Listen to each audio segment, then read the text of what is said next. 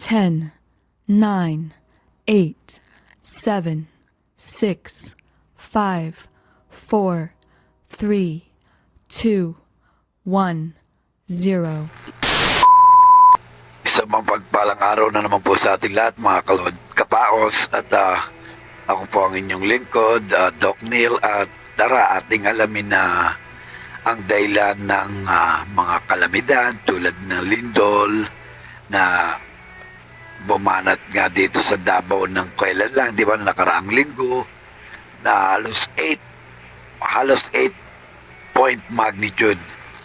Nasiyan yung baha at iba pang tulad nito. Tingin nyo, bakit kaya lumilindol? Bumabaha, minsan naman ay tagtuyot, ano? Ano kaya ang kasugutan? Sa Biblia, nakasulat na yung mga sagot dyan. Tapos, ilalagay ko na lang yung mga talata at versikulo sa comment section kasi pag inisa-isa natin is ahaba lang ng ahaba. Medyo pag ang isang vlog, lalo yung ganitong salitaan, nakakaantok pag medyo tagali, di ba? At least mga 10 minutes, okay na yung ganun. So, ganun, ano. Pero ang isang rason sa mga ganitong kalamidad ay dahil sa kasamaan na rin ng tao. Alam niyo yun? Kasi, nandun na sirain nila yung kalikasan, putuloy ng mga puno ng wala man lang kapalit na bago, gumawa ng mga bagay na nakagagalit sa Diyos, tulad ng kasiyanan kung sino-sino kinikilalang Santo Santita. Alam niyo yan, dami niyan. Sa 10 utos nga ay una at ang pangalawa doon ay pinakilala na ng Panginoon yung kanyang ugali. Ba? Ano ang pagkakasulat?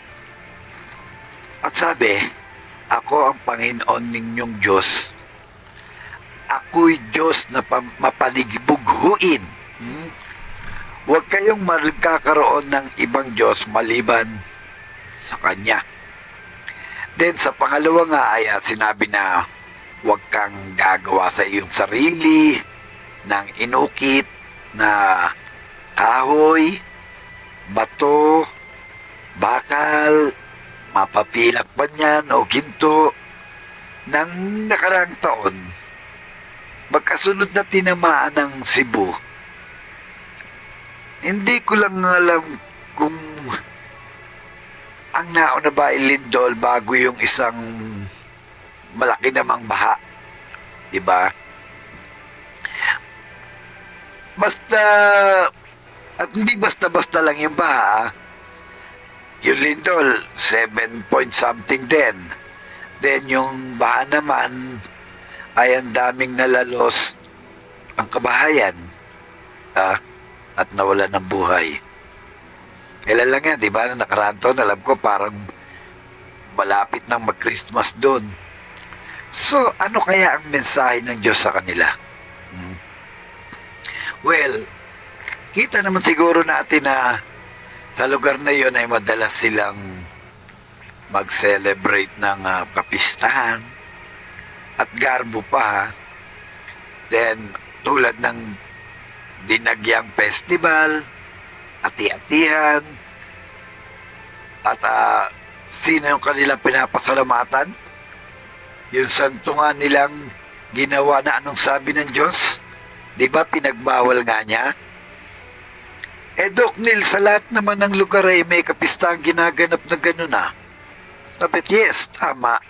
Pero yung para na lang tradition sa iba. Karamihan nga, hindi na naghahandaan. Unlike nga sa kanila na, kita nyo naman, di ba? Sa mga probinsya, may mga float pa yan. Then, paparade pa nila yan. At tapos, ilang araw yung kanilang kasiyahan doon. Then, ang isang bagay na bakit ginagawa ng Panginoon ng mga ito ay para paluin doon yung mga mapagsamantalang negosyante na nagpapahirap sa mga tao, di ba? taas ng taasan ng mga presyo ng yung kuryente. Narinig ko, ang daming nasirang mga linya ng kuryente. Kita nyo yun? Yung pag talagang sakuna ay lahat ng mga ipinatong mong taas, lalabas din para dahil sa pagre-repair. Then, isa din itong dahilan para ipakita, ihayag ng Diyos yung mga maling ginagawa ng iba sa ating mga politiko. Alam niyo naman siguro yan, di ba ngayon? Inain pa rin yung flood control at nagsisimula ng magdamputin yung mga kasama daw dun sa ganon anomalya. So nakikita niyo, di ba? Una, ang nagiging kapalit is kahihiyan.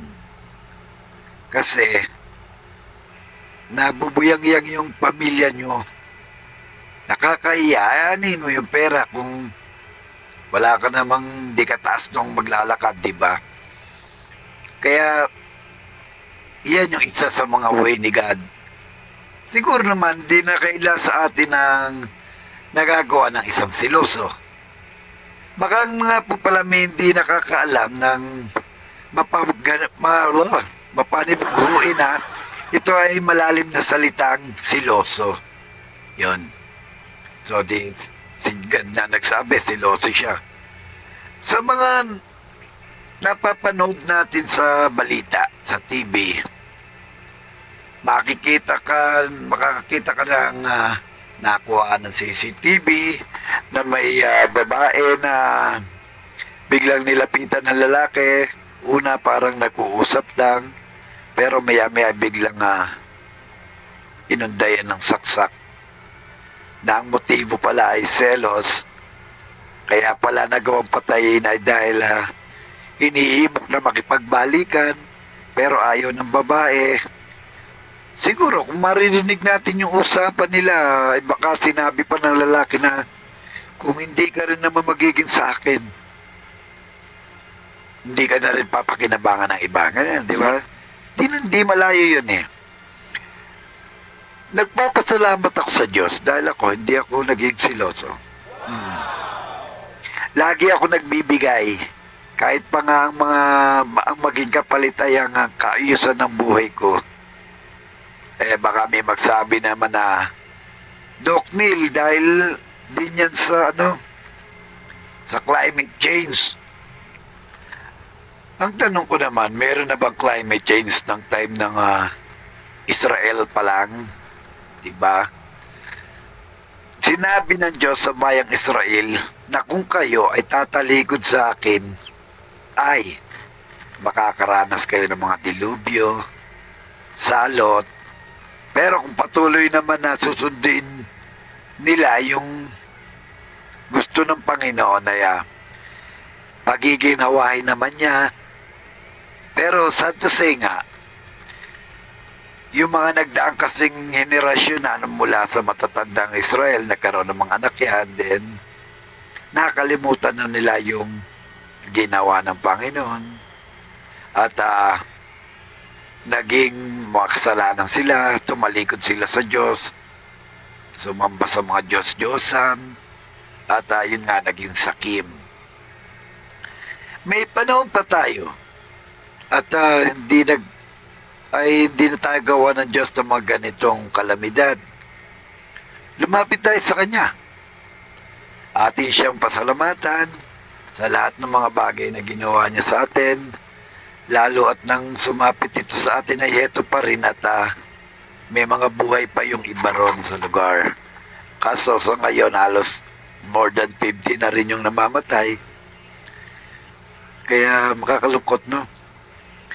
So hanggang dito na lang po muna ulit. Isang mapagpalang araw. Salamat.